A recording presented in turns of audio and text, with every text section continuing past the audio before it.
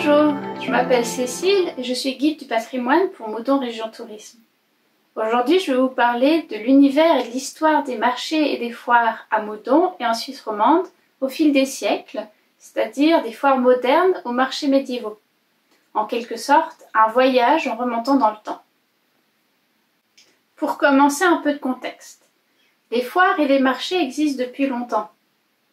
Aujourd'hui comme autrefois, ils ont une place importante dans la vie économique et commerciale des villes et des régions. L'histoire des marchés et des foires remonte à plusieurs siècles. Au Moyen-Âge, on parlait de grandes foires et de marchés qui se différenciaient dans la durée et l'envergure. Les foires avaient lieu 2 à 3 fois par an, par lieu, et avaient une envergure internationale, tandis que les marchés se voulaient plus réguliers et surtout régionaux et locaux. Se multipliant dès le XIIe siècle, les foires, comme celle de Champagne, forment peu à peu un réseau dense de ces manifestations en Europe. Au XVe siècle, les foires de Genève attirent paysans, vendeurs, acheteurs ou marchands ambulants de toute la Suisse. En plus de ces grandes foires, se développent de nombreux marchés locaux. Vers le XVIIIe-XIXe siècle, les foires déclinent. Les marchés, pour leur part, perdurent un certain temps encore dans l'histoire locale. Aujourd'hui, ces foires, comme celle de Bioagri Biovino, attirent beaucoup et proposent une variété de produits régionaux et internationaux à leur clientèle.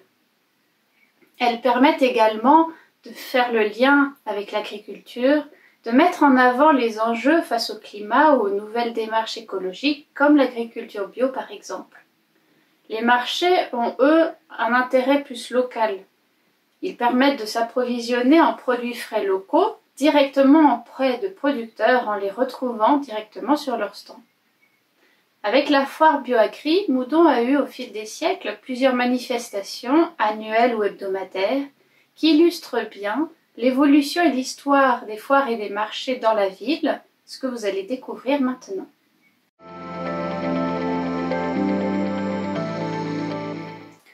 Alors qu'aujourd'hui les foires et les marchés se veulent de plus en plus nombreux, le XIXe et XXe siècle marquent une période de déclin des grandes foires face à l'urbanisation croissante, au développement des transports et surtout la modification de l'économie du commerce. Mais ce changement va se faire progressivement. Si entre la fin du Moyen-Âge et le XIXe siècle, le commerce se faisait principalement lors des marchés et des foires, de nouvelles structures légèrement différentes vont peu à peu se développer et surtout prendre leur place dans l'économie des villes et des régions. La population va aussi de petit à petit se fournir auprès de détaillants pour les produits manufacturés et les articles de luxe et de qualité, obligeant la foire et les marchés à proposer davantage d'objets bric-à-brac ou de bon marché. Cela en fait entraîna une perte d'importance économique de ces manifestations. Les marchés hebdomadaires, pour leur part, vont conserver leur clientèle car celle-ci est intéressée par les denrées alimentaires et elle vient assez régulièrement ou épisodiquement. La crise économique de 1870 va mettre un fin à cet essor et surtout entraîner la disparition de certains de ces marchés. Pourtant, à ces époques-là, de nouvelles formes de marchés de foire vont aussi se développer. L'industrie et l'artisanat va développer des marchés, expositions, des expositions à la fois urbaines et régionales. Dans le pays de Vaud, le passage à l'élevage et l'économie laitière vont provoquer, de manière assez inattendue, la prospérité des marchés de bovins et de chevaux. Entre 1834 et 1852, à Moudon et à Payerne notamment, ces marchés vont passer de 6 à 7 à 16 ou 20 par année. Ce n'est qu'à la fin du XXe siècle que va se renforcer l'importance et l'attrait des marchés locaux, surtout à cause de l'intérêt pour une alimentation plus saine, pour une protection de l'environnement. À cela va s'ajouter aussi de nouveaux marchés virtuels sur Internet qui vont faciliter l'accès ou l'accessibilité des offres. Au XIXe siècle, plusieurs bâtiments vont être construits à Moudon pour répondre aux besoins de marchés hebdomadaires, dont la Grenette en 1861, qui pouvait accueillir dans sa grande halle couverte le marché aux grains ainsi que des boucheries et un abattoir. En plus de cela, en raison du réaménagement du carrefour de Saint-Éloi, la municipalité va aussi chercher à réaménager un lieu dédié pour ses foires et ses commerces. Une nouvelle place de marché va donc s'installer en face de l'entrée de l'église Saint-Étienne et va être créée de manière assez vaste pour accueillir les marchés et décorée avec des platanes, des bancs publics et une colonne météorologique néogothique, le tout donnant une ambiance assez conviviale. On pouvait donc y retrouver les marchés hebdomadaires pour le commerce des denrées alimentaires et des productions agricoles locales. Cette place devait potentiellement avoir, lors des jours de marché, un peu un caractère de fête populaire, un lieu fort en rencontres, en affaires et surtout en sociabilité. Bien que cette nouvelle place du marché ait été souvent utilisée par la population dès le XIXe siècle, le commerce à Moudon va aussi au fur et à mesure évoluer comme dans tout le reste de la Suisse romande. En effet, de nouveaux établissements vont peu à peu s'installer dans les villes, les villages et les bourgs. On parle épicerie, magasins de quartier. Le commerce au XIXe siècle se sédentarise. Les colporteurs, les artisans et les marchands ambulants disparaissent petit à petit. Les marchés, eux, perdurent, mais sont vite affaiblis par la trop forte concurrence des magasins. Vers le XIXe siècle, les bazars et grands magasins vont se multiplier et prendre une grande place des commerces dans l'économie des villes et des régions. Le contact entre producteurs et acheteurs, entre acheteurs et intermédiaires, se limite aussi petit à petit à cette période, avec, entre autres, la vente à correspondance qui facilitait la diffusion des marchandises dans tout le pays. Ces transformations et ces changements, ainsi que le déclin des grandes foires et des marchés, étaient principalement dus au changement dans les privilèges commerciaux urbains suite à la Révolution de 1798. Au XXe siècle, tant à Moudon que dans toute la Suisse, ces commerces vont laisser la place aux grandes surfaces qui vont s'installer plutôt à l'extérieur des villes. À Moudon, ces changements vont se faire progressivement. La place du marché va petit à petit perdre sa fonction première pour n'être plus qu'une place publique, le marché se faisant aujourd'hui entre l'église et la caserne communale.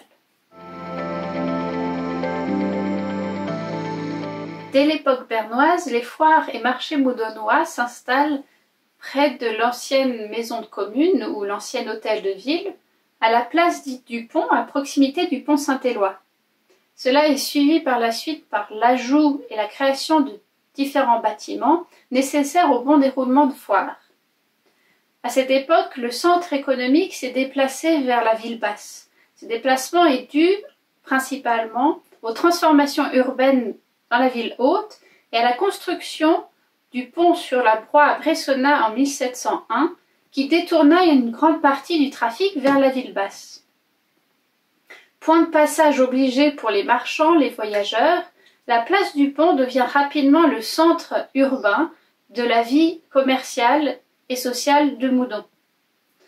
Faisant partie de cette place, le pont Saint-Éloi a, dès sa construction, accueilli des galeries ainsi que des lieux de vente.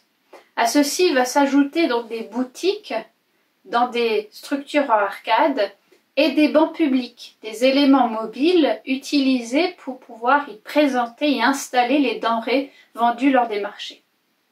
Il est encore possible aujourd'hui de contempler l'une de ces structures à boutique, dernier vestige de l'activité commerciale du quartier. Il s'agit de la Maison Neuve du Pont, construite en 1688, qui abritait à son rez-de-chaussée des boutiques et un portique à arcade. Cette maison a été à plusieurs reprises transformée pour l'adapter à différentes fonctions et aux modifications du quartier. Les boutiques, qui s'apparentaient à des petites loges ou des espaces pour les marchands, servaient principalement à l'entreposage et à la vente de denrées, protégeant marchandises, vendeurs et acheteurs des intempéries grâce à ce portique. D'autres édifices présentaient à cette époque-là une fonction similaire avec une architecture différente. Il s'agit des halles qui étaient des établissements ouverts au public, couverts d'une charpente ou d'un étage, reposant sur des piliers en bois ou des colonnes en pierre. Ces halles accueillaient périodiquement des stands pour les marchands, qu'ils soient paysans, maraîchers ou autres. Il se pouvait aussi que les édifices soient dédiés principalement au commerce d'un seul produit, ce qui était différent des boutiques qui proposaient plusieurs denrées différentes. Un exemple, c'est la halle qui était utilisée à cette époque-là au niveau de la place de la cour, actuelle place de la Poterne, avec des boutiques de fromageurs. La halle était donc dédiée uniquement au commerce de cette denrée. À ces époques-là, les marchés et les foires présentaient une économie et une justice particulière. Pour garantir la paix du marché et éviter les fraudes, les marchés et foires bénéficiaient d'un tribunal particulier. On pouvait plus rapidement le convoquer auprès du seigneur ou de la commune, et les procédures de jugement et d'exécution étaient accélérées afin de punir sur le fait les infractions. Des inspecteurs étaient désignés pour contrôler les marchands, les marchandises et les transactions. Toute infraction à la paix du marché était sanctionnée d'une lourde amende. Pour le contrôle des transactions, le seigneur définissait des poids et mesures mis en vigueur lors des marchés. Ce droit, par la suite, dès l'époque bernoise, a été donné aux villes ou aux communes. Lors du marché ou de la foire, le responsable du poids ou des mesures utilisait des balances officielles, chacune déterminée pour une denrée, par exemple la balance du poisson, celle du bétail, ou encore celle de l'argent et métaux. Mais ces objets pouvaient aussi être accompagnés de certains défauts, liés dans certains cas à la déformation des parties en bois ou à la rouille du fer, d'où un manque d'exactitude. Avant le XIXe siècle, les mesures des céréales étaient déterminées non selon leur poids, mais selon leur masse, en utilisant le principe du quart avec un instrument appelé carteron, souvent en bois, marqué aux armes de la ville. Il existe dans les collections du musée du Vieux-Moudon un exemplaire de cet instrument, qui pouvait contenir jusqu'à 11,7 litres de céréales. Pour vous donner un exemple, 8 à 12 carterons formaient un sac, et ainsi on pouvait déterminer facilement le volume des productions céréalières des marchands et des producteurs de passage à Moudon. Moudon avait également des poids publics. En 1605, un poids a été installé à proximité du pont Saint-Éloi pour permettre donc le contrôle des marchandises. Un autre a été installé dans la rue Grenade, la rue commerçante et principale de la ville, et ce dernier était réservé principalement pour les gros chars. D'autres poids publics ont été installés par la suite à proximité des portes de ville pour, on suppose, assurer le bon déroulement, le bon contrôle et le bon fonctionnement des marchés. Le but de ces instruments était principalement de déterminer la masse, le poids des marchandises, des animaux aux véhicules, afin d'en déterminer leur prix en fonction de leur masse. Le paiement des transactions se faisait de diverses manières. L'une d'entre elles était avec la lettre de change, beaucoup utilisée, qui facilitait les transactions et limitait la circulation des espèces des différentes monnaies. Développée par les changeurs et les banquiers dès le XIIe siècle lors des grandes foires comme celle de Champagne, la lettre de change était un document, un papier, destiné au transfert de fonds. Elle permettait aux personnes n'ayant pas la même monnaie de faire crédit. Les foires de Genève du XVe siècle sont rapidement devenues un centre majeur du trafic des lettres de change en Suisse. Cet usage s'est peut-être retrouvé également dans les foires de Suisse romande, d'une part en raison de l'importance de celle-ci, comme celle de Moudon, d'autre part en raison du fait que les monnaies circulant en Suisse étaient nombreuses et différentes, les lettres de change facilitaient ainsi les transactions financières. Au XVIIIe siècle, celle-ci va progressivement laisser la place au chèque. Si l'on remonte un peu plus dans le temps, dès le Moyen-Âge apparaissent les premières foires en Suisse, à Soursach, Schaffhausen et Berne d'abord, puis Genève. Petit à petit, ces foires vont gagner en popularité. Grâce aux grands axes de communication, Genève a animé pendant longtemps le commerce en Suisse, entraînant le transit de marchands étrangers. À cette époque-là, il faut savoir que les marchands suisses étaient principalement des revendeurs de détail qui se fournissaient auprès de marchands étrangers de passage. Par la suite, d'autres foires vont être mises en place, dont certaines petites foires au niveau régional. Les foires médiévales de Genève avaient lieu 4 fois par an, à des dates précises suivant des fêtes religieuses, les rois, Pâques, la Saint-Pierre ou le 1er août, ou encore la Toussaint. D'autres foires et marchés médiévaux auraient repris aussi le même système. Les marchés médiévaux étaient, avec les franchises et les enceintes, l'une des caractéristiques des villes. Leur développement s'est fait en grande partie en parallèle de l'essor de ces dernières. Les marchés existaient avant le Moyen Âge et par la suite ont intégré la seigneurie, à savoir les droits du seigneur. Le lien entre les marchés et les villes venait du fait que ces dernières proposaient une paix urbaine, des droits et une police de marché. Elles permettaient aussi l'approvisionnement des marchands.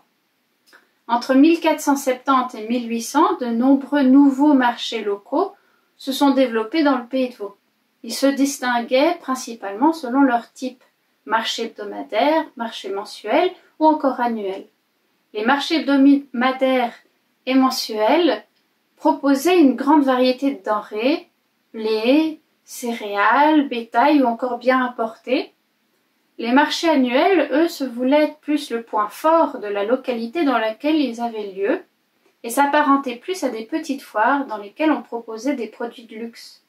Ces marchés-là avaient lieu en automne et au printemps, avant ou après la montée en alpage ou la des Alpes, avant ou après les moissons. À Moudon, au Moyen Âge, il y avait un certain nombre de marchés hebdomadaires dont les précisions étaient indiquées dans la charte de franchise de 1285. De nombreuses foires avaient aussi lieu, dont le nombre a varié au fil des siècles, 5 en 1529, 6 vers 1666 ou encore 7 entre 1786 et 1824. Le marché au blé et au bétail de Moudon était l'un des plus importants du canton jusqu'au début du XIXe siècle. Les foires et marchés moudonnois avaient lieu entre le XIIe et XVe siècle dans un espace spécifique de la ville haute, la place du château. C'était un lieu de rencontre et de commerce important, aux dimensions particulièrement vastes pour l'époque. On y retrouvait les constructions caractéristiques nécessaires au bon déroulement des foires, les halles de mercier ou du marché, la maison des Lombards, la fontaine ou encore les latrines publiques. Au XIVe siècle et au début du XVe siècle, l'essentiel des transactions se faisait donc sur cette grande place publique dans 2 constructions distinctes, la halle des merciers et la halle du marché. La halle des merciers pour la vente des draps se situait à proximité de la fontaine. La place de mercerie couverte d'un toit suivait une rangée de maisons en direction de cette fontaine. À l'origine, devait se trouver à cet emplacement une boucherie. Le bâtiment de la halle correspond actuellement à une partie des anciennes maçonneries de l'actuelle maison de Rochefort ou le bâtiment du musée du Vieux-Moudon. L'autre bâtiment était la halle du Seigneur ou la halle du marché, située à proximité de l'ancienne église Notre-Dame, détruite en 1737. Cette halle rejoignait une sonnerie ou un entrepôt de sel, utilisé pour la conservation du sel et le commerce ou la vente des draps. Ce bâtiment était limité d'un côté par des bâtiments privés et d'un autre par une ruelle. Ce n'est que dès 1428 que la halle a été munie d'une porte et de bancs pour le commerce. La tenue du marché ou de la foire dans la ville haute devait suivre une structure bien particulière que l'on pouvait retrouver dans les manifestations similaires en Suisse et en Europe. Un jour de marché ou de foire était un moment particulier. Les foires en effet avaient une certaine ambiance qui venait de l'arrivée d'une foule diverse, mêlant riches négociants et pauvres, prostituées et mendiants, entraînant parfois bagarres et vols. Les marchés, eux, étaient accompagnés de spectacles de danse, de comédiens, et étaient souvent l'occasion de réjouissances copieusement arrosées malgré l'interdiction des autorités. Paysans et marchands forains vivaient au rythme de ces rencontres.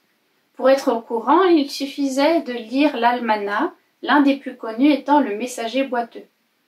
Apparaissant au XVe siècle, les almanachs étaient des calendriers contenant les informations nécessaires par rapport aux fêtes, aux jours fériés, aux indications astrologiques pour l'agriculture et la santé, aux lunaisons par exemple. Ils fournissaient aussi dans un premier temps les dates et lieux des principales foires étrangères et régionales. Dès le XVIIIe siècle, ils fournissaient une liste complète des foires ayant lieu en Suisse occidentale, et au XIXe siècle, les marchés intégrèrent ces listes avec dates et lieux bien détaillés. Les almanachs n'étaient pas uniquement destinés aux élites, mais étaient distribués à toute la population. Ainsi, chacun pouvait connaître la date du marché ou de la foire ayant lieu dans sa région. Lors des jours de grandes foires, on pouvait retrouver les clients locaux ainsi que des marchands venus se fournir pour leur clientèle locale. On pouvait aussi retrouver les artisans venus vendre directement leurs marchandises à leur clientèle fidèle. On pouvait aussi retrouver les marchands. Ces derniers étaient des intermédiaires entre le propriétaire foncier ou le grand négoce et le consommateur. Chaque marchand avait bien sûr sa spécialité, comme c'était le cas des apothicaires Varambert à Genève, qui pouvaient vendre drogue, épices, armes ou encore métaux, mais pas de textiles car cela était réservé aux marchands drapiers.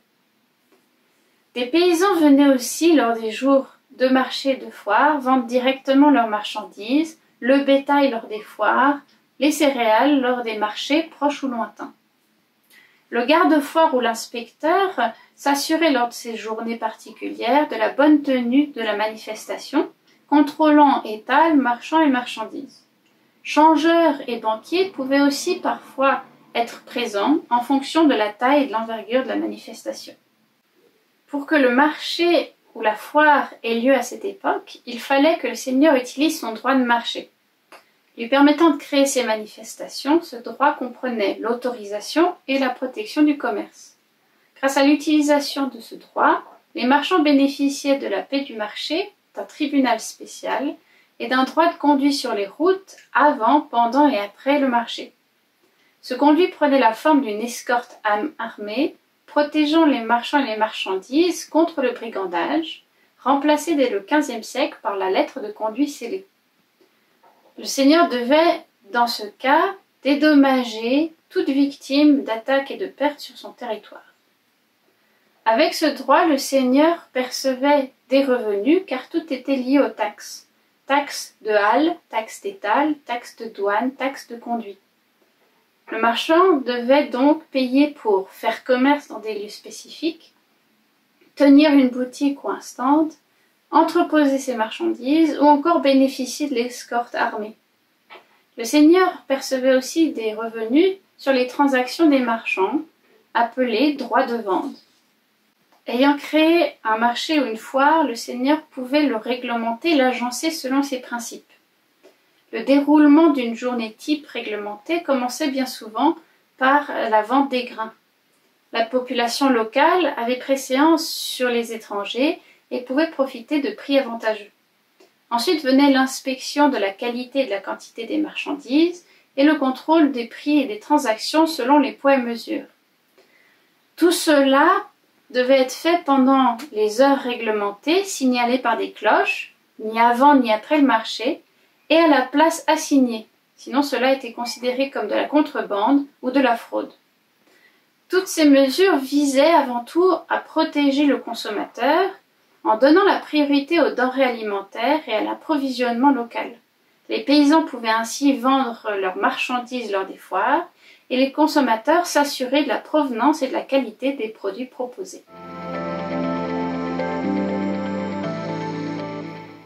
En suivant l'histoire et l'évolution des marchés et des foires à Moudon et en Suisse romande, dans un sens ou dans l'autre, on se rend donc bien compte que les marchés d'aujourd'hui font en quelque sorte un retour en arrière vers les marchés d'antan sur certains points et enjeux, comme par exemple l'envie de se fournir auprès de producteurs locaux directement ou via des intermédiaires, l'envie de mettre en avant la meilleure qualité de produits, ou encore l'envie de se retrouver lors de rencontres importantes dans la vie de la région. À cela s'ajoutent les enjeux face aux modifications du commerce, du climat qui limite les ressources et demande des changements dans l'agriculture, ou encore les enjeux d'une plateforme pour les producteurs locaux et internationaux.